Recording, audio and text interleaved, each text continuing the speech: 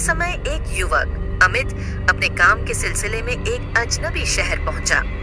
यात्रा से थका हुआ वह जल्द ही एक पुराने होटल में ठहरने का निर्णय लेता है। होटल की इमारत बहुत पुरानी और सुनसान थी। जैसे ही अमित ने रिसेप्शन पर पहुंचा, होटल के मैनेजर ने उसे चौथी मंजिल के कमरे नंबर 403 की चाबी दी। अमित जब सीढ़ियों से ऊपर चढ़ा तो उसे महसूस हुआ जैसे कोई उसकी हरकतों पर नजर रख रहा हो। वह कमरे में पहुंचा और दरवाजा खोलते ही ठंडी हवा का झोंका उसके चेहरे से टकराया। कमरे के अंदर अजीब सा सन्नाटा था। कमरे की दीवारों पर पुराने समय की तस्वीरें थीं, जो अंधेरे में डरावनी लग रही थीं। अमित ने खुद को संभालते हुए अपने बैग को खोला और आराम करने की कोशिश की, लेकिन जैसे ही वह बिस्तर पर लेटा, उसे महसूस हुआ कि बिस्तर के नीचे से कोई हलचल हो रही है। उसने डरते डरते झुककर नीचे देखा, पर कुछ नहीं था। उसने इसे अपना भ्रम मानकर अनदेखा कर दिया। रात के लगभग 12 बज रहे थे। तभी कमरे की लाइट अचानक बंद हो गई और खिड़की अपने आप खुल गई। ठंडी हवा के साथ किसी के सिसकने की आवाजें कमरे में गूंजने लगी।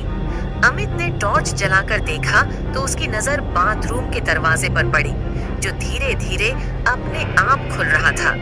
अंदर से सफेद साड़ी पहने एक महिला की धुंधली आकृति बाहर निकल रही थी। अमित के शरीर में डर से सिहरन दौड़ गई। उसने जोर से चिल्लाया, "कौन है?" लेकिन कोई जवाब नहीं मिला। महिला की आकृति धीरे धीरे अमित की तरफ बढ़ने लगी। उसका चेहरा अंधेरे में छिपा हुआ था, लेकिन उसकी लाल आंखें चमक रही थीं। अमित ने जल्दी से कमरे का दरवाजा खोलने की कोशिश की, पर दरवाजा अंदर से बंद हो चुका था। उसने मैनेजर को फोन करने की कोशिश की, लेकिन फोन की लाइन डेड थी। अमित ने हिम्मत जुटाकर महिला से पूछा, "तुम कौन हो और मुझसे क्या चाहती हो?" महिला की आवाज गूंजती हुई आई, "मैं इस होटल की नौकरानी थी। मेरे मालिक ने मुझे धोखा दिया और मेरी हत्या कर दी। तब से मैं इस कमरे में फंसी हुई हूँ।"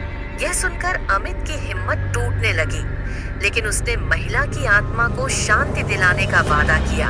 उसने कहा, "तुम्हें जो भी चाहिए मैं तुम्हारी मदद करूंगा, बस मुझे यहाँ से जाने दो।" महिला ने अमित को जाने दिया, लेकिन उससे वादा लिया कि वह उसके न्याय के लिए पुलिस को सच्चाई बताएगा। अगले दिन अमित ने पुलिस को सब कुछ बताया। जब पुलिस ने होटल की जांच की तो वहां उन्हें पुराने मालिक की करतूतों का सबूत मिला। उस दिन के बाद होटल को बंद कर दिया गया और अमित को कभी उस आत्मा का सामना नहीं करना पड़ा। लेकिन वह रात उसकी जिंदगी की सबसे डरावनी रात थी। ये कहानी डरावनी होने के साथ एक सीख देती है कि अन्याय कभी छुपता नहीं और आत्माएं तभी शांत होती हैं जब सच का पर्दाफाश होता है।